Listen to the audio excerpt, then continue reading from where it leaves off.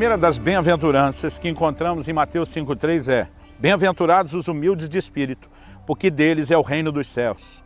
Nós já afirmamos anteriormente que o propósito do ensino de Jesus é que eu e você andássemos em obediência a eles como expressão do senhorio que já confessamos em fé. Não é simplesmente tentar pegar um mandamento que nos foi dado para praticá-lo que fará com que sejamos salvos. Mas, como já afirmamos, fomos salvos para andar nesse trilho, para obedecer ao que ele falou. Quando Jesus está falando deles, é o reino dos céus, ele não está apenas dizendo que fazer o que ele falou nos torna merecedores do reino. A salvação é um favor imerecido, mas não fazer o que ele falou vai nos abortar do destino final dessa caminhada, que é o reino de Deus. Agora, vamos tentar entender essa declaração que Jesus está fazendo. Nós sabemos que não há lugar para mérito próprio em termos do reino de Deus e de salvação. Em Efésios 2, 8 e 9, o apóstolo Paulo fala: pela graça sois salvos, mediante a fé, isso não vem de vós, é dom de Deus, não vem das obras para que ninguém se glorie. No entanto, como temos afirmado, Jesus está dizendo que uma atitude correta, que nos alinha com os princípios de Deus, vai nos ajudar a não abortar um alvo a ser alcançado. A palavra grega, que foi traduzida aqui como humildes de espírito, é a palavra pitochos.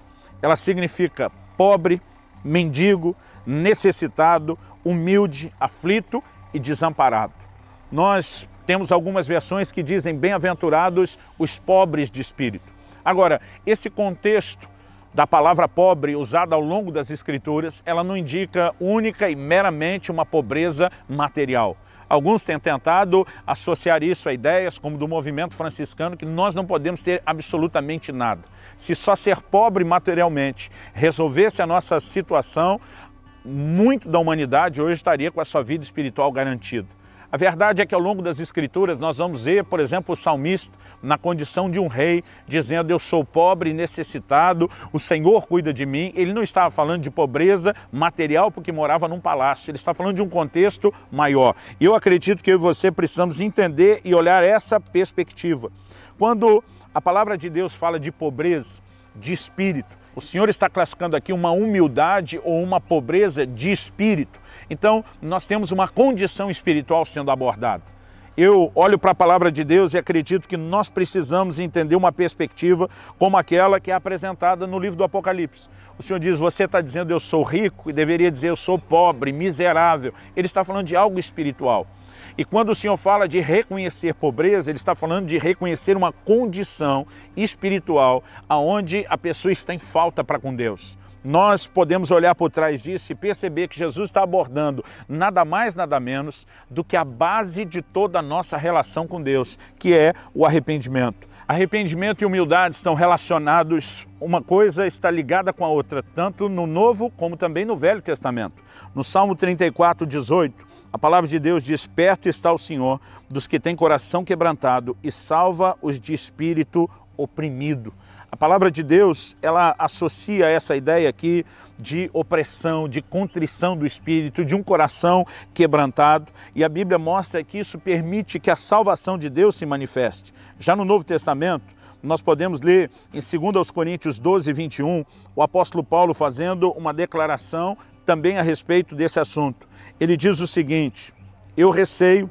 Ele estava falando de quando estaria visitando esses irmãos. Ele diz: eu receio que indo outra vez, o meu Deus me humilhe no meio de vós, e eu venha chorar por muitos os que outrora pecaram, não se arrependeram da impureza, prostituição e lascívia que cometeram.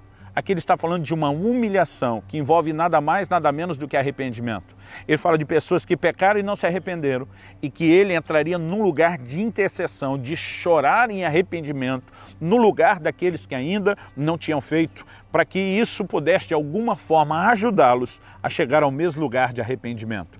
Eu olho para a palavra de Deus e percebo que o arrependimento é a base da nossa relação com Deus. É por isso que a mensagem do arrependimento é tão importante. João Batista Cristo, o precursor de Cristo, vem anunciando arrependimento. A mensagem de Jesus era uma mensagem de arrependimento. Em Marcos 1, 15 e 16, a Bíblia diz que ele chega anunciando: o reino de Deus está próximo, e ele diz: arrependei-vos e crede no Evangelho.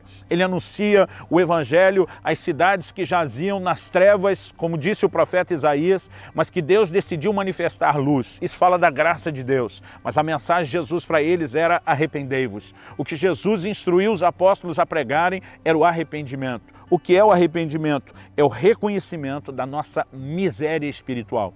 Isaías capítulo 6, versículo 5, nos mostra que a reação do profeta, depois de ter a visão da santidade de Deus, os serafins à volta do trono, proclamando a santidade de Deus, a reação dele é dizer: ai de mim que vou perecendo.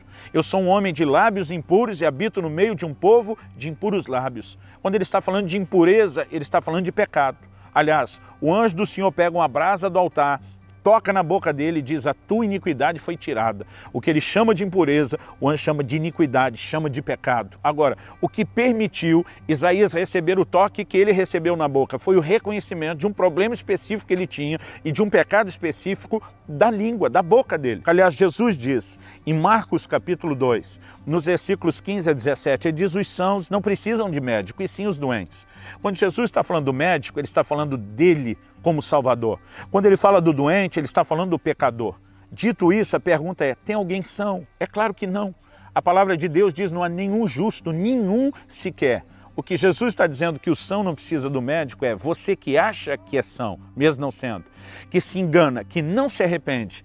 Eu não posso me revelar como médico enquanto você não enxergar a sua doença. A base do relacionamento com Deus começa a partir do arrependimento. E nós precisamos entender que o arrependimento é uma manifestação de humilhação. Aliás, algo que nós vamos perceber é esse choque, esse confronto de orgulho e humildade. Além da miséria espiritual reconhecida, o arrependimento em si é um ato de humildade. É reconhecer que não somos o que deveríamos, não temos o que deveríamos para nos relacionar com Deus. É entrar num lugar de profunda dependência dele. Isso fere profundamente o orgulho. Agora, qual é o efeito do orgulho? Se o arrependimento é se humilhar, nós precisamos entender a importância disso em contraste com o orgulho. O livro de Tiago diz, lá no capítulo 4 e no versículo 6, eu entendo que é muito importante que a gente junte as peças do quebra-cabeça.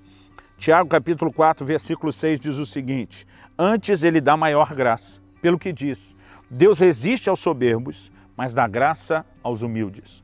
Um posicionamento de soberba, o que inclui o não arrependimento, nos leva a ser resistido por Deus. O quebrantamento, o arrependimento é um ato de humilhação e a Bíblia diz: Deus dá graça aos humildes. Logo na sequência, no versículo 7, ele diz: sujeitai-vos, portanto, a Deus, mas resisti ao diabo e ele fugirá de vós. Como nos sujeitamos a Deus? Deixando o pecado para obedecer a sua palavra e ter um novo relacionamento com ele. Como resistimos o diabo? Tendo uma postura firme de dizer: nós não vamos mais andar no pecado. Tudo o que está sendo dito é sobre pecado e arrependimento. Verso 8 diz: chegai-vos a Deus e ele se chegará a vós. Purificai as mãos, pecadores. Vós que sois de ânimo dobre, limpai o coração. O verso 9 diz: afligi-vos, lamentai e chorai. Uma outra tradução diz: senti as vossas misérias. Isso é quebrantamento e é o oposto do orgulho. Em Lucas, no capítulo 18, Jesus fala sobre dois homens que foram ao templo. Um deles era um fariseu, que era a seita mais severa dentro do judaísmo. E ele começa a se orgulhar de andar na lei, de dar o dízimo, de jejuar. E não apenas ele se orgulha da sua conduta, como ele despreza um publicano, que era, se o fariseu era a maior figura de um religioso, o publicano era uma das maiores figuras de um pecador. E ele diz: graças te dou, ó Deus, que não sou como esse pecador ao meu lado. Jesus pergunta: quem dos dois desceu justificado? Ele diz: não foi o fariseu, foi o publicano. Esse só batia no peito dizendo: tem misericórdia de mim, pecador. O que eu e você precisamos entender é que a justificação não vem pela nossa conduta, vem pela humilhação e o reconhecimento de que só Deus pode oferecer aquilo que nós não temos. E novamente nós vemos um contraste entre o orgulho de um e a humilhação de outro, e vemos também a diferença que isso produziu em cada um deles. A salvação se recebe pela graça. Mas a palavra de Deus diz que o acesso à graça, Romanos 5,2 diz: pela fé temos acesso a essa graça. O acesso à graça é a fé. Mas a Bíblia diz que antes da fé, que nos leva à graça que salva, nós precisamos do arrependimento. Então esse é um trilho para mim muito prático. Pergunta para finalizarmos: como devemos viver? O arrependimento é apresentado em Hebreus no capítulo 6, nos versos 1 e 2, como um dos rudimentos, um dos fundamentos da doutrina de Cristo. E nós somos um deles, mas o primeiro deles, e aparece antes mesmo da fé em Deus. Então o arrependimento não é só para quem não se converteu ainda. Porque alguns tentam rotular o arrependimento como sendo, não, essa é mensagem para o pecador que ainda não foi salvo, que não nasceu de novo. Isso é desmentido quando nós olhamos para Apocalipse 2 e 3. São cartas às igrejas da Ásia, às 7 das igrejas da Ásia, onde o próprio Senhor Jesus, falando não só com os crentes, mas falando com os crentes na pessoa do líder, do mensageiro das igrejas, ele continuamente, para cada uma dessas igrejas, diz: arrependei-vos. Isso nos mostra que o arrependimento não é apenas aquilo que se requer de nós antes da conversão, mas mesmo depois da conversão, nós precisamos ter um ato contínuo de arrependimento. Por quê? Porque não temos impecabilidade. Temos uma nova natureza a qual precisamos nos sujeitar. O apóstolo João diz, em 1 de João, capítulo 1, verso 9, se confessarmos os nossos pecados, Ele é fiel e justo para nos perdoar e nos purificar de toda a injustiça. Quando ele usa os nossos pecados, ele está se incluindo junto comigo e com você. Já vi pessoas tentarem dizer que esse texto não se aplica aos cristãos. Então nós estamos dizendo que o apóstolo João não era convertido, porque ele se inclui. Ele diz, se confessarmos os nossos pecados, Ele é fiel e justo para nos perdoar, para nos purificar. Então, se ainda pecamos, ainda precisamos nos arrepender. O arrependimento continua sendo um dos fundamentos da doutrina de Cristo, um dos rudimentos da doutrina de Cristo. E como li há pouco no livro de Tiago, a Bíblia diz que nós devemos purificar as mãos pecadores. Tiago estava escrevendo para quem? Ele começa sua epístola usando várias vezes a expressão irmãos. Ele repete várias vezes ao longo da epístola irmãos. Ele está falando para os cristãos. E ele diz no verso 9, afligi-vos, lamentai e chorai, converta-se o vosso riso em pranto e a vossa alegria em tristeza. Do que ele está falando? O verso 8, purificai as mãos pecadores, vós que sois de ânimo dobre, limpai o coração. Ele está falando da humilhação do arrependimento. No verso 10 ele diz, humilhai-vos na presença do Senhor e Ele vos exaltará. Humilhai-vos na presença do Senhor e Ele vos exaltará. Humilhação é necessária para o arrependimento que nos traz a Cristo antes da conversão. Humilhação é necessária depois de convertermos, porque podemos nos orgulhar até da nossa relação com Deus. O apóstolo Paulo diz, para que eu não me orgulhasse da grandeza das minhas revelações, me foi dado um espinho na carne. A humilhação diante do Senhor é um ato contínuo e associada ao arrependimento continua sendo necessário, porque ainda não alcançamos a perfeição. E quando tropeçamos, a maneira de nos aproximar do Senhor e consertar é com arrependimento. E a Bíblia diz que isso é um gesto de humilhação que vai fazer com que Deus nos exalte. Não é exaltação maior do que estamos incluídos no reino e poder ser dito de nós como dos humildes de espírito, deles é o reino dos céus. Esse é um caminho onde eu e você precisamos continuamente andar. E andar focado no resultado, que isso vai nos permitir experimentar o fluxo da graça de Deus e daquilo que Ele tem para nós.